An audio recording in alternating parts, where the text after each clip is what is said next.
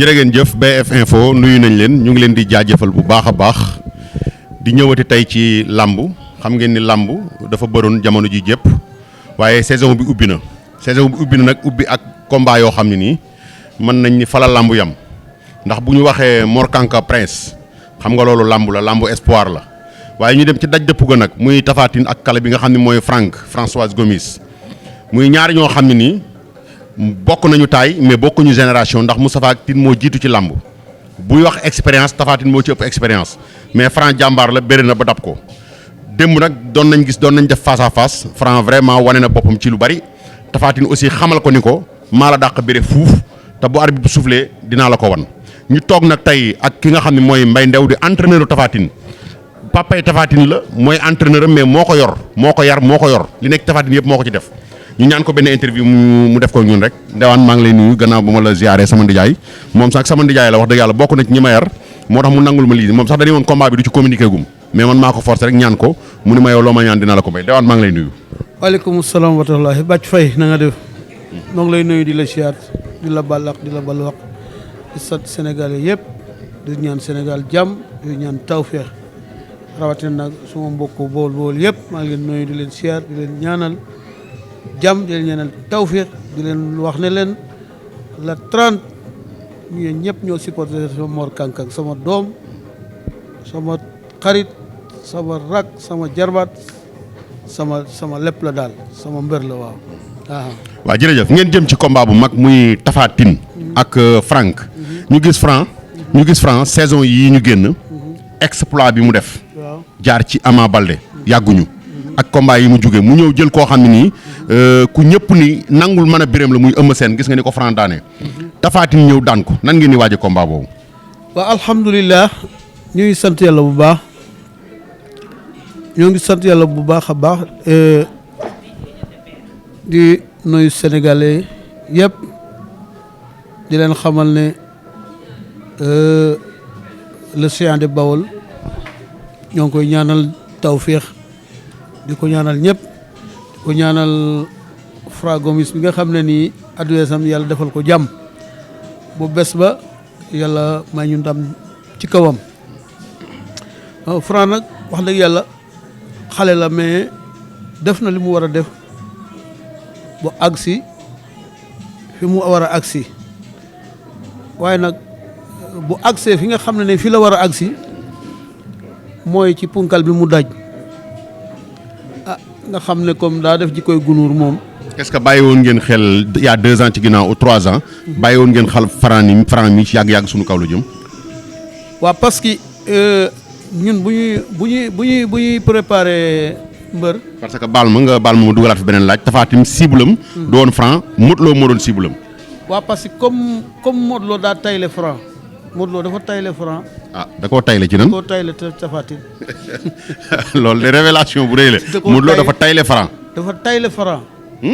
parce que Modou Lo dafa xam ne Tapha Tine arrangé ko moo tax mu daw dem jëli Sa Thiès tayle Franc Tapha Tine.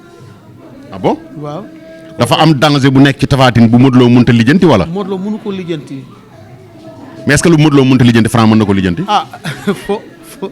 fooguma ko de jàpp naa ne daal moom. incha allah rabi moom bu bés ba. nañu bëre moom nañu ko duma nañu ko daan.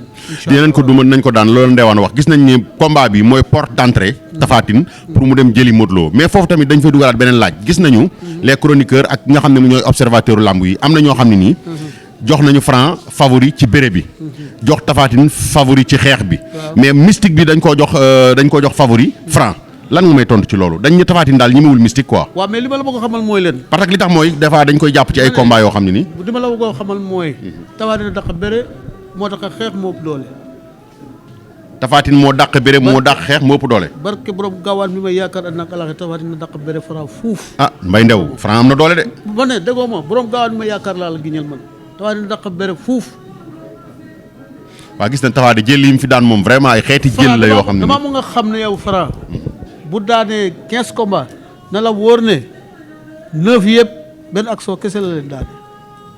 waaw maa ngi gis Tapha naan ko wet ma ne déggoo ma de li mu wax dëgg la de kañ ak bëccëg la day naña koy dem rek mais kañ ak bëccëg yettu bakkan da koy teeroo. kañ ak bëccëg la. waaw kañ ak bëccëg nag comme du gis bu dara. Tapha Tine wax na ko de nee na koy kañ ak bëccëg nga. yett da koy door si bakkan. yettu bakkan moo xanaa yet bi mooy loxoy Tapha Tine ñuy wax. baal ba du ak jag. mais gars yi nee na Tapha Tine loxo yi buñ ko téewee du dox de. waaw mais loolu. dañ fi gis ay combat yoo xam nag Tapha dafa waroon a ñëw dox carrément mais day fi ñëw doxul ko muy raam. waaw mais sénégalais loolu ndax mystique la wala. waaw stratégie bu Tapha tegoon mu raté la wala. waaw mais chroniqueurs yi. bul fàtte ne ñu ci bëre nii. dañuy wax ngir lu ñu am dugal ci seen poste du ñu wax ngir yàlla. mais du ñu wax fee bi quoi. parce que dañuy wax lu neex mbër male.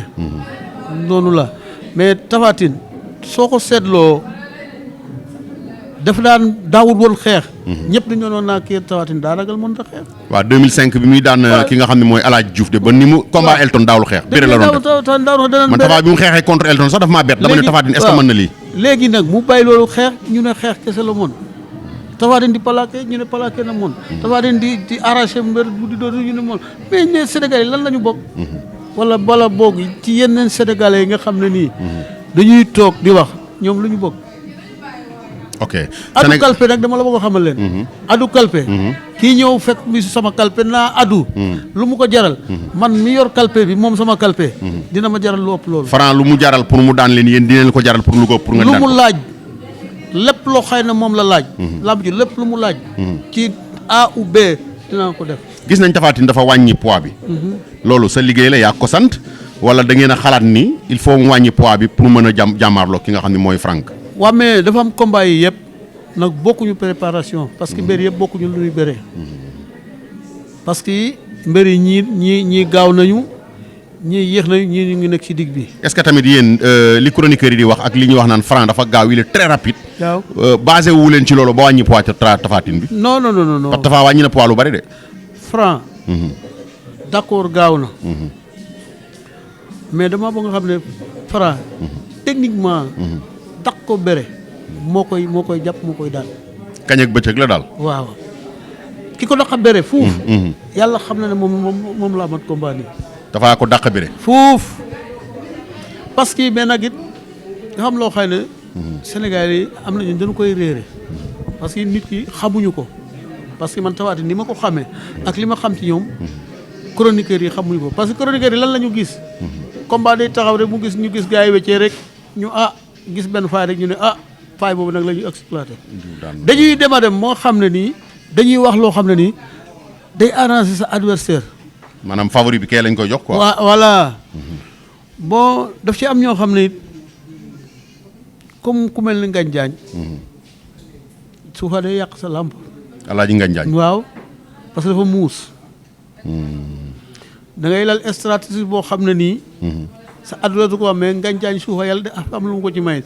da lay xool rek stratégie ba nga lal mu wax ko sa adversaire dégg ko. ok dafa yàgg ci njaw lu yàgg ci njaw di njaw. léegi nag day defaral kee mais it mu nga yàqal. mu ngi lay yàqal. mais nag it mbécceem journaliste li moo demee noonu. dafa am loo xam ne boo gisee dana ko laaj te bu ko laajee il faut nga tontu boo ko tontoo. ñu ngi koy nuyu en passage sama ndijaay jooju Alaaji Ngagne Diagne di nekk di làmbaloog bu mag mais ñëw ci Tapha Tine ak Bawal. gis nañu dañuy wax souvent ñun ñi nga xam ne ay observateur u làmb lañu. dañuy wax naan taxawaay bi Bawal war a taxawee mbëru Bawal yi. ak taxawaay bi waa Bawal war a taxawoo Tapha Tine taxawuñ ko ndax buñ ko taxawoon Tapha nekk na roi des arènes bu yàgg looy tontu ci loolu. waaw loolu moo wax loolu nga wax ni loolu am la lu déggu la. parce que wax ji dafa jëf ji. da ngay am combat. Mor Kanka wax na ko boobu fii passé. da ngay am combat. du ñu ci jàpp wax rek la ñuy def. su bés baa nag. soo amee ndam ñu ñëpp dañu naan bool yi jàpp nañ ci. soo amee défaite dañu naan bool yi jàpp yi parce que dañ cee jàppul. amul koo xam ne nii jàpp nañ ñi nga xam ne ci lañ war a jàppee. kon daal 100% Bawol bi des na daal. loolu ay wax la rek xale yu ndaw li ci xale yu ndaw yi moom sax. mag ñi fekkuñ ci. parce que yow da ngay am combat. mu wóor la ne combat bi semaine wala 2 semaines. da ngay toog yow pour nga am yor looy saraxee sax génne say sarax sax dañ koy. mais est-ce que tamit ki nga xam ne moom mooy Tapha Tine. mu ngi sol dàllam dem di seeti ñi nga xam ni xëy na ñooñu la ñu am yaakaar ni mën nañ ci jàpp ci finance mën nañ jàpp ci xel ci lépp est-ce que Tapha Tine tamit aussi mu ngi boole nit yi Bawol surtout maa mag ñi ci làmbam. dama la bëgg wax ne ñun dañu taxaw talal Tapha Tine dafa taxaw talal loxo. képp koo xëy na bool nga. wala ngay siin wala ngay saalum. daf la talal loxo parce que dañoo bokk foofu. parce que da nga xam ne ñun suñu maam. siin la ñu jógee. jaar saalum ñëw bawol. ñun nga xam ne nii ñun dafa am fu ñu bokk. ñun boo demee ci sunuy maam dëgg. Mbégandour ak Salmon Faye ñoo jur sunuy maam noonu. Mbégandour ak Salmon kon nga xam ne ñun. ay séeréer lañu. te ay mën nañu ne ay bawol mën nañu ne ay. saalum mën nañu ay siin. dañoo bokk fépp. ok te it amul kenn koo xam ne nii. autorité nga boo xam ne ni nekk nga bawol teyin te damu ñëwu ci yow bind la leeta ne la ñun kat Tapha Tine dafa am combat. mais nit ci seen bopp li nuy bañ mooy yëgu moo la waxuma. kon daal dañuy wax dañuy yëgalee. léegi nag yow da nga leen di wax.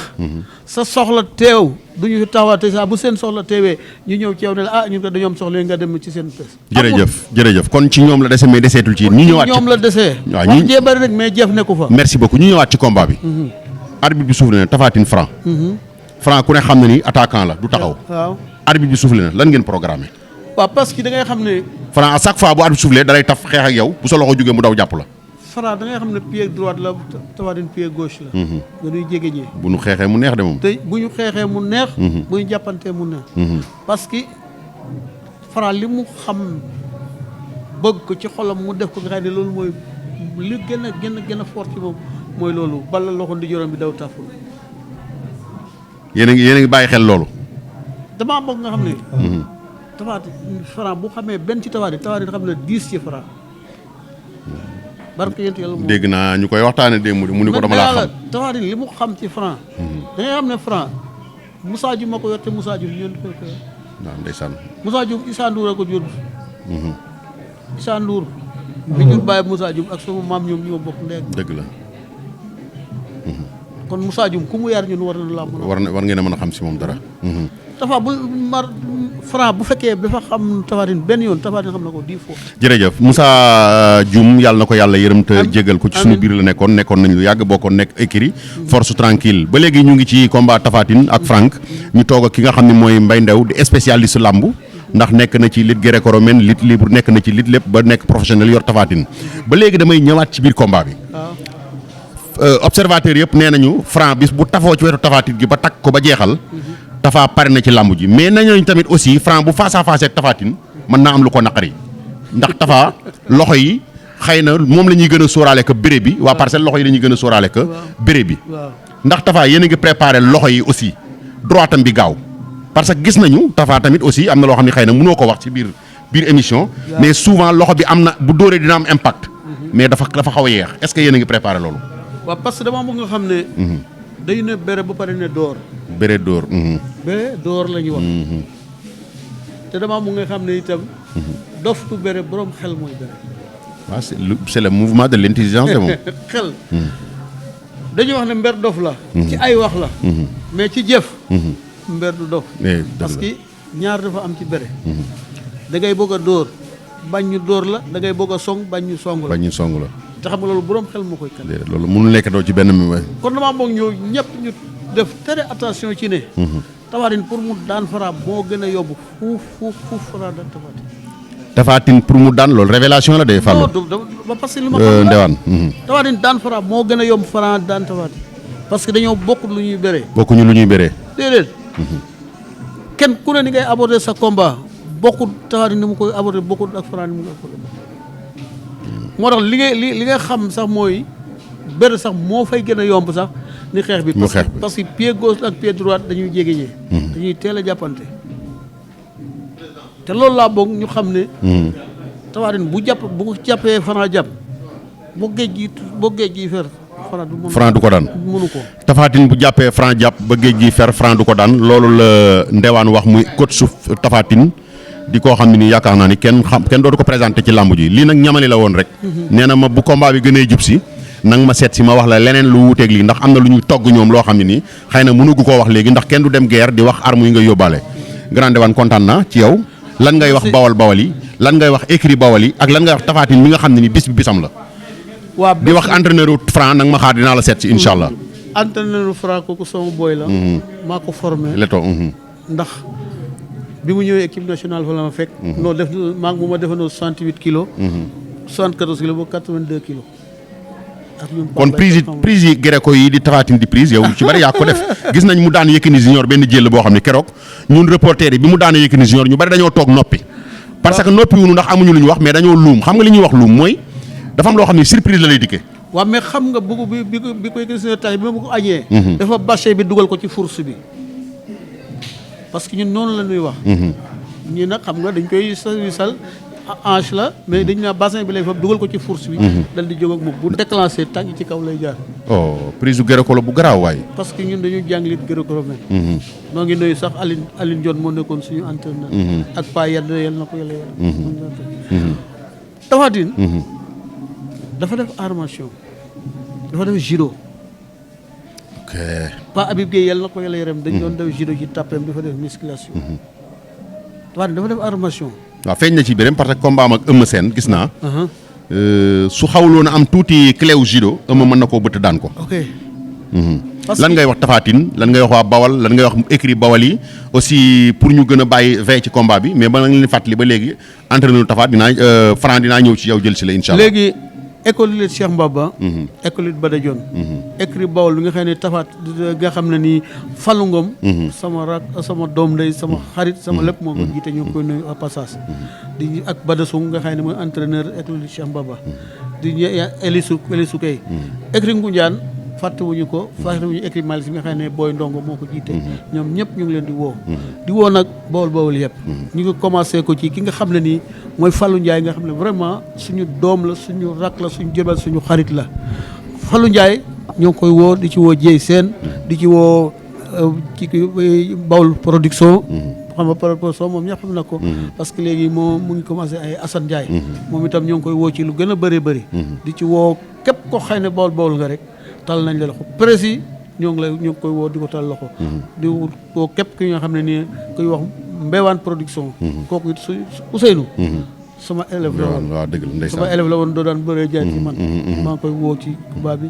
bàyyiwuma kenn Bawol production maa ngi ñi woo Bawol yëpp. képp koo xam ne daal Bawol nga Siin nga Saalum nga. tal nañ la loxo. képp koo xam ne rek séeréer nga rek ñu ngi lay oo tal loxo. fàttewuñu nag suñu mbokku Ngunjaan yi. xam ne ñooñu suñuy dëkkandoo lañ. suñuy xarit lañ suñuy doom de leen. lan ngay wax Modou Lo ci combat Modou Lo ngi lay déglu de. est-ce que xam nga ni sànq da nga wax boobu garaaw te ñëpp moom lañ wax. yow sax ni nga ko waxee xëy na peut-être ñeneen ñi waxee wuñ ko noonu mooy Modou Lo dafa saraxe Franc. mais ñun peut-être ñun dañ ni Modou Lo dafay yollungal Franc. bu Franc demee bu fa réussir Modou Lo mën a am baaraas bañ a bëreeg Tapha Tine. kon Modou Lo dina ko jaral lu nekk lan ngay wax Modou Lo bala nga yëkkati benn baat rek. waaw Modou man. parce que Modou mu ngi toog chaise am bi de te chaise bi gars yi yëngatoo gudde. Modou. waaw parce que dafa sombi ton naxaar ba ton boobu mu sombi mu naan ko ba pare. dafa sombi ton. waaw. Sa Thiès ton la ci Modou. waaw ton la ci Modou. kooku dañ koy beral émission spéciale. attention de. dafa foog ne fu yomb la dal mais foofu yombul. Sa Thiès. Sa Thiès. Modou Lo mënul Sa Thiès grand. mukk d'accord ma Sa Thiès d'accord ma. Modou Lo dàqul bëre. non Sa Thiès mën nga koo daan mais taxul nga xam ne yaa ko mën parce que Sa Thiès dafa am arñe boo xam ne nii. arñe boobu. vitesse bi. waaw bu ko tewee ñëwee ak vitesse boobu arñe boobu mu ba daan am bu ko amee. su ko taxawee ci kanamu Modou Lo li ma mën a wér mooy Modou Lo dina daw wala mu teel a jàppante ak moom te Sa Thiès moom macha allah yàlla ko yàlla defal jàmm. kon daal yéen bu ngeen xale bu yaru la quoi. jërëjëf merci sama rak la Sa Thiès xale bu yaru la sama doom la. parce que Ibou Diouf magam ñoo nekkandoo woon équipe nationale. waaw. jërëjëf Sa Thiès xale bu yaru la Modou Lo doomam la rakam la effectivement lamb ñëpp ay doomam lañ ndax moom ku ne xam ne ni dafa jabootee ñëpp xëy na da olof day wax naan tàgge boo gis mënut a ñàkk jàppal diw moom Tapha Tine la jiite waaye xale yëpp ay xalem lañu ndewaan maa ngi lay sant di la gërëm bu baax a baax. Bada Dione demb Bada Dione maa ngi woon place am. waaw Bada vraiment. sama doom maam la. ndax ki jur bàyyam ak ki jur sama maam. Bada kenn du ko sant dañ koy ñaanal gis nañ taxawaay ci Bawol. parce que Bada Dione ñun dañoo bokk ak moom ci deret. soog a ñëw bokk ak moom ci làmb. kon it dañ koy ñaanal mu yàgg fi loolu ci ànd ak wér. di ko ñaanal nag itam tawféex ndax it vraiment taxawaay bu mu amoon ci Bawol na ko yokk mais du ko wàññi. defe naa ne man ak moom ak Bada Sow xamante nañu. moo tax bi ay problème ji ñu naa problème man leen Bada Dione problème amee tant que tooguma Bada Sow toog Bada Dione toog mu ne Bada Dione li mu décidé mën a gudd a ne. bien sûr yow it bàcc. doom nga rak nga jarbaat nga xarit nga. ci lu leer. fay nga sant yaa ñu war a jox. waaw dëgg la yow yaa ñu yar sunu ndijaay nga yaa ñu yar. ñun bin daal ñoo koy ñaanal moom mu ak fu. amiin amiin jërëjëf kooku mooy Mbaye Ndewane di coach su Tapha Tine ñun ñii moo ñu yar ndax daraan bëre ji ñu dem di ko supporter bokk dugg ci oto yi di daw di ko supporter ji ñoom bi ñuy entraîné Ibamar ak écrit Assane Diouf dañ daan dem di ko seetaan yi mën nañ ñi grand yi ñoom ñoo tax virus lamb dugg ñu ba ñu bëgg du ñu woon ay mbër yuy dem di bëre ji xanaa daanañ fawee bëre ci mbapat yeeg yooyu mais du ñu woon ay champion mais ñii ñoo tax ñu bëgg lamb kon Mbaye Ndew maa ngi koy gërëm di ko sant bu baax a baax mais des na deuxième partie bi nag mooy bu combat Tapha Tine Franc dese 15 jours dinaa ñëw li ñuy ruumandaat ci suuf xaw ma ndax dégg na ko wala déet ma ñëw wax ko maa ngi moom ñu waxtaan ci incha allah ndax loolu dafay yàq préparation mbër BF Info jërë ngeen jëf merci beaucoup.